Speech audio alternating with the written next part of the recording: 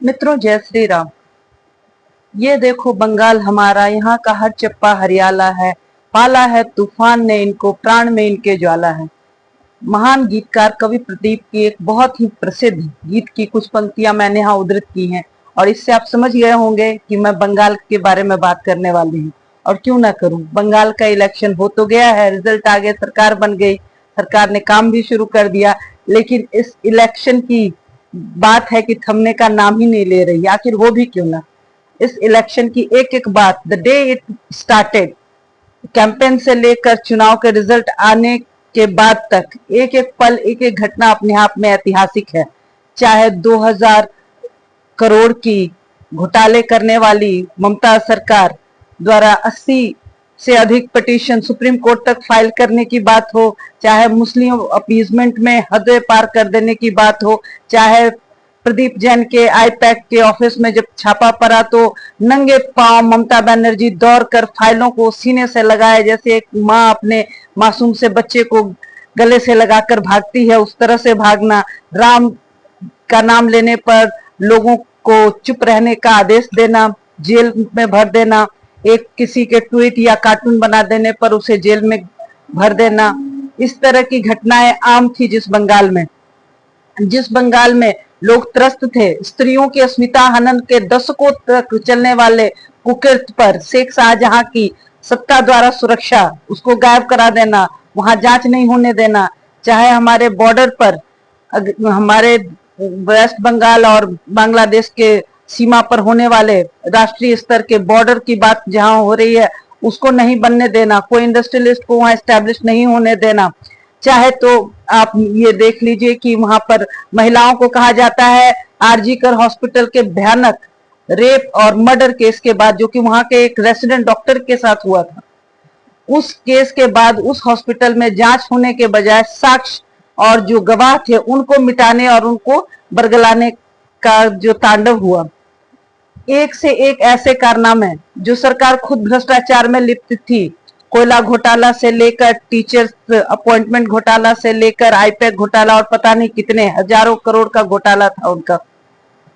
वो सरकार आज दुहाई दे रही है कि वोट चोरी हो गया है और गलत तरीके से चुनाव जीते जा रहे हैं। इस इलेक्शन में 2.5 लाख हमारे सेना के जवान खड़े थे, तब इस बार फ्री एंड फेयर इलेक्शन के साथ साथ नॉन वायलेंस इलेक्शन हुआ है, जहां नॉन वायलेंस तो नहीं कह सकती, लेकिन हाँ, मासूमों के रक्त से बंगाल की धरती रंगी नहीं गई इस बार। 2.5 लाख सैनिक, जब पूरे देश में इलेक्शन होता है, जनरल इलेक्शन, हो सकता है मेरे डेटा कम ज्यादा हो तो आप मुझे करेक्ट कर सकते हैं। 2.5 लाख इलेक्शन जो हमारे जवान उतारे गए थे बंगाल में, उसको आप कंपेयर करिए कि पूरे देश में जब जनरल इलेक्शन होते हैं तो लगभग 7 लाख सैनिक उतरते हैं मैदान में, सुरक्षा और फ्री एंड फेयर इलेक्शन और बाकी बहुत सारी व्यवस्था देखने के लिए। पूरे देश में 7 लाख और सिर्फ बंगाल में 2.5 लाख। आप समझिए कि वहां अराजकता किस हद तक बढ़ी हुई थी। और हर चुनाव के बाद और चुनाव के दौरान जो वहां पर कत्लो आम का जो मजमा लगता था, उसके बारे में तो अखबारों में और सोशल मीडिया और समाचार चैनलों पर हम देखा ही करते थे। पर इस बार ऐसा कुछ भी नहीं होने दिया गया, क्योंकि इतनी बड़ी सेना का जत्था उतारा गया वहां पर, तब जाकर इस चीज पर रोकथाम लगाई गई। हालांकि इन्होंने कोई कसर तो छोड़ी नहीं थी। नॉन वेज नहीं खाने देंगे, ये मछली नहीं खाने देंगे, मांस नहीं खाने देंगे, ये आपका बंगालियत खत्म कर देंगे, ये आपको जीने नहीं देंगे, यहाँ की बंगाली कल्चर को खत्म कर देंगे, बंगाल अलग है, ये बाहर वाला आकर कौन हमें बताने वाला होता है कि बंगाल में क्या करना है, और पता नहीं क्या क्या घेरे बायरे मेर और क्या क्या करके इन्होंने लोगों को बरगलाने की कोशिश की। और उससे भी नहीं बना तो अपने असली रंग में आ गए, जहां पर कि अभिषेक बैनर्जी, जो इनके शायद भतीजे हैं, उन्होंने कहा कि किसका बाप दिल्ली से आकर 4 मई, जिस दिन रिजल्ट आना था इलेक्शन का, 4 मई के दिन के 12 बजे के बाद आकर इनको बचाता है। ममता बनर्जी का ऑन रिकॉर्ड चुनाव के कैंपेन में कहना कि आप सबका घर पता है और देखना कि अगर बीजेपी को वोट किया तो कोई बचेगा नहीं, सबको उठाया जाएगा और कोर्ट तक घसीटा जाएगा, एफआईआर किया जाएगा और पता नहीं क्या क्या। तो इनकी धमकियां, इनकी मुस्लिम अपीजमेंट, इनके पिटीशन फाइल करना, इनके नौटंकी करना, बंगाल और बंगालियत की बात करना, जो महिला स्त्री की अस्मिता हनन पे एक देश का भविष्य हो रही लड़की, जो रेसिडेंट डॉक्टर थी आरजीकर हॉस्पिटल में, डॉक्टर देवनाथ, उसके साथ दुष्कर्म ही नहीं हुआ बल्कि दुर्दांत तरीके से उसकी हत्या कर दी गई। उस लड़की के मृत्यु ने उसकी निर्मम हत्या कर दी गई और उसके डेड बॉडी को भी चुपके से जला दिया गया। इतना बड़ा अपराध, और उस अपराध को न सिर्फ ढक रही है बल्कि समर्थन दे रही है, कह रही है कि लड़कियां 8 बजे के बाद घर से बाहर ना निकले। वो बंगालियत की बात करती है तो हंसी भी नहीं आती है कि क्या क्या प्रतिक्रिया दी जाए, समझ में नहीं आता है। इनके सारे पैतरे धरे के धरे रह गए और इस बार वो ऐतिहासिक जीत हुई कि 93%, 93% लोगों ने वोट किया। ये अपने आप में एक बहुत बड़ा रिकॉर्ड बना बंगाल में, जहां पर लोगों के घरों पर ताले मार दिए जाते थे, लोगों को अपने पोलिंग बूथ पर आने नहीं दिया जाता था।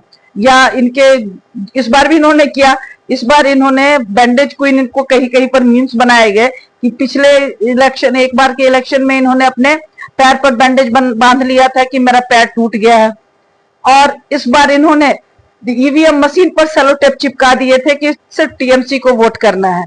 और उसके बाद ये इतने कर्म कांड करने के बाद 100 चूहे खाकर बिल्ली चली हज को, ये खुद रोना रो रही है कि वह वोट चोरी हो गया और गलत तरीके से चुनाव जीते गए हैं। जहां इनके अपराधों की फेहरिस्त इतनी लंबी है कि 1 घंटे का भी मैं सेशन करूं तो कम पड़ेगा।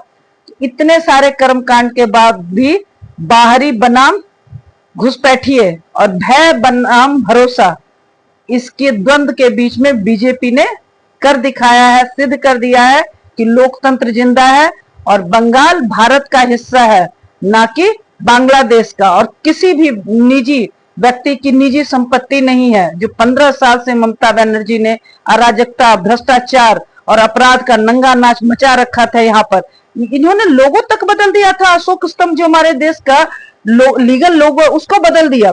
और उतना ही नहीं, उसको उन्होंने अपना ये लोगो लगा दिया था, और विश्वा बांग्ला लोगो। ये क्या मतलब है भाई? भारत का हिस्सा है जिसको सरदार पटेल ने यूनिफाइड किया था और उनको लौह पुरुष की उपाधि दी गई। आपने अपना एक अलग ही रिजीम बना लिया है यहाँ पर, और इनको राम नाम से इतनी चिढ़ है कि लोगों को ऐसे मुंह पर उंगली रखने के लिए कहती थी कि राम नाम नहीं बोलना है, राम नाम नहीं बोलेंगे लोग। उसके बाद उससे भी इनको तसल्ली नहीं थी। जब अयोध्या में भव्य उद्घाटन, भगवान राम के मूर्ति के प्राण प्रतिष्ठा के बाद उसके मूर्ति की पूजा का, और जिस तरह से लाइव प्रसारण दिखाया जा रहा था, पूरा देश देखकर आनंदित था, क्योंकि भीड़ बढ़ जाएगी और बहुत ज्यादा वहां पर मतलब हक्का मुक्की और परेशानी हो जाएगी। तो सरकार की तरफ से एक लोगों से विनम्र अपील थी कि आप लाइव टीवी पर देखकर इसका आनंद लें और फिर उसके बाद उद्घाटन के बाद आप सब आ सकते हैं। तो लोगों ने देखा। लेकिन बंगाल में आपको जानकर ये आश्चर्य होगा कि ममता बनर्जी सरकार ने इसका लाइव टेलीकास्ट नहीं होने दिया। सरकारी तंत्रों का दुरुपयोग इस हद तक इस महिला ने किया था कि भगवान राम के जो उद्घाटन, मंदिर का उद्घाटन था अयोध्या में, उनकी मूर्ति की पूजा थी, स्थापना थी, उसका लाइव टेलीकास्ट टीवी पर नहीं होने दिया, नेशनल टीवी पर नहीं होने दिया। किस हद तक ये महिला अराजक थी और किस हद तक इसने सरकारी तंत्रों को अपने कब्जे में करके अपने निजी स्वार्थ और विकृत मानसिकता के लिए इस्तेमाल किया था। उससे भी अधिक जानकर आपको यह आश्चर्य होगा कि बांग्ला भाषा, जो बंगालियत की बात करती है ना, बांग्ला भाषा में इंद्रधनुष, जिसको हम इंग्लिश में रेनबो कहते हैं, उसको कहते हैं रामधनु। उसमें रामधनु, राम शब्द से इतनी चिढ़, इतनी ईर्ष्या और इतना आक्रोश कि उस शब्द का इन्होंने एक विरूपित रूप निकाल दिया।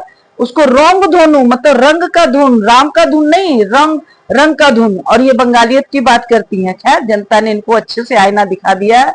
अब 5 साल तक तलते भूनते रहेंगी और इनको तलता भूनता देखकर हम एक स्वरधुनी में गाएंगे जय श्री राम।